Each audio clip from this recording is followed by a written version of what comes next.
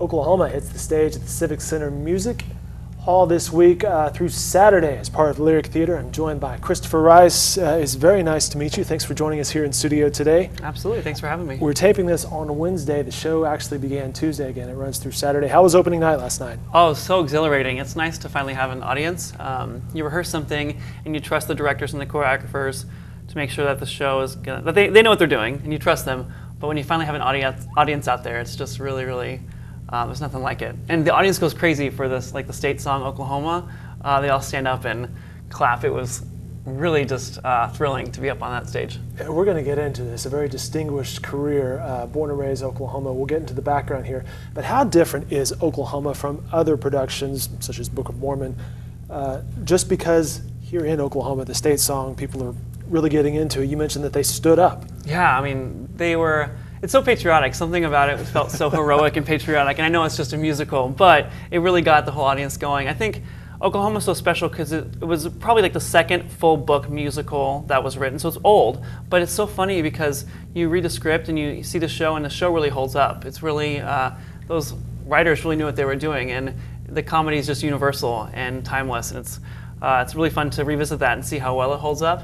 When you compare it to more modern shows like the Book of Mormon, which the Book of Mormon may be a little more racy or, not quite as family friendly, but you find something that's similar in both is that they have universal themes. And what we connect to, whether it's old art or more current stuff, it's the things that are universal that speak to us today. That's why we like it, that's why we connect to it.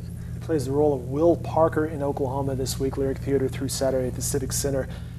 Oklahoma is one of those songs we think we all know. Did you have any problem dusting out the parts and singing or any of that? I mean, I didn't, but I grew up on the movie, and we used to go see the show live. They used to do it in Tulsa every summer at Discoveryland, and as a kid I would go every summer, so I used to see it a lot. So I think I knew all the words coming in, but the average person may not know. Well, we went down to the Myriad Gardens in advance of this interview and asked some people on the street if they knew how to sing all the words to Oklahoma. Oklahoma, where the wind comes sweeping down the plains. Oh, okay. Oklahoma, where the wind comes sweeping down the plains. Oklahoma, where the wind comes sweeping down the plain. And the waving wheat, it sure smells sweet when the something. When the wind comes right behind the rain. Oklahoma. That's all I remember. We forgot. Oklahoma, where the wind comes sweeping down the plains, and the waving wheat. It sure smells sweet, and I think that's all I know.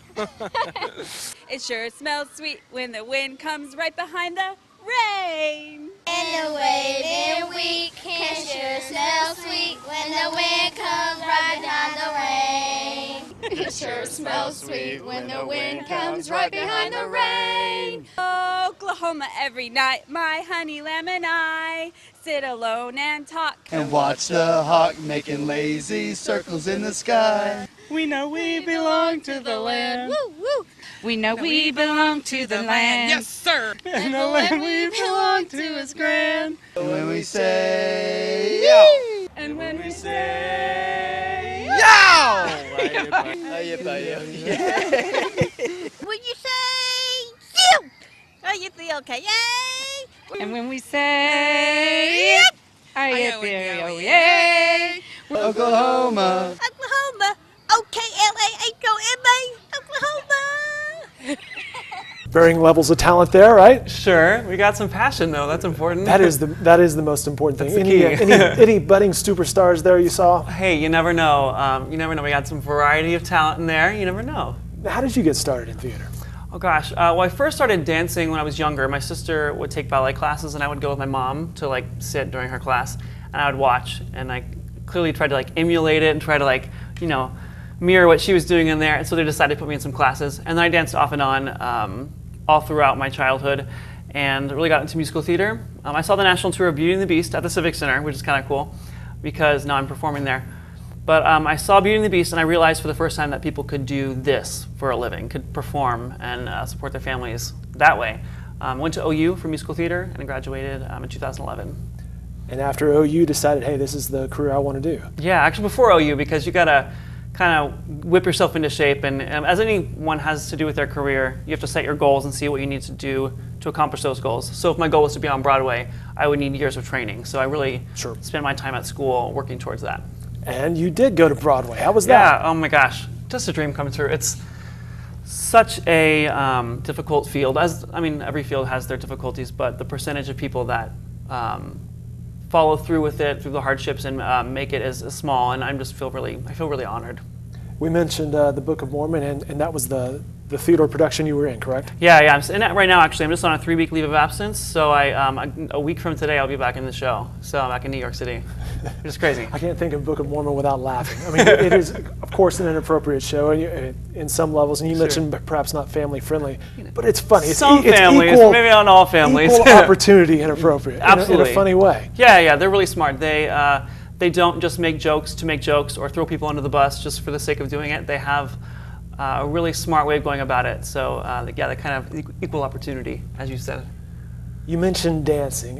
You have millions of views on YouTube for your tap dancing, which you are crazy talented at tap dancing. Thanks. The Cups tap dance, the Anna Kendrick of Pitch Perfect fame, over 2.8 million views on YouTube. It's crazy. And then Tappy, Pharrell Williams. Yeah. So how do you pick out these songs that, hey, I could tap dance to that? I mean, the first one, I heard the song, even in the movie, she does the cup song, if you don't know it. She claps and uses the cup. It was kind of a fad like a year or two ago, and everyone was doing covers of it online, trying to master the cups and singing. And I thought, man, this would be really cool because it's a simple beat if someone tapped it and then expanded from there. And I put it together with some friends and I put it online. And I mean, yeah, a lot of people really liked it. Like Ryan Seacrest was tweeting it. Like a lot of cool celebs were giving us shout outs. And so it inspired me to do some more. And so I like to pick songs that people like or artists that people like. My latest one with the song wasn't as popular, but the artist is Megan Trainor, who did all about that bass. So songs and artists that people connect with. Very nice. He's Christopher Rice. He is starring in Oklahoma. You can check it out, Lyric Theater at the Civic Center Music Hall through Saturday. Congratulations on all of your success. Thanks. Best of luck, if I could say that, yes. this week here with Oklahoma. And this has been a lot of fun. Thanks for coming in. Great Thank to meet you. Thank you so much.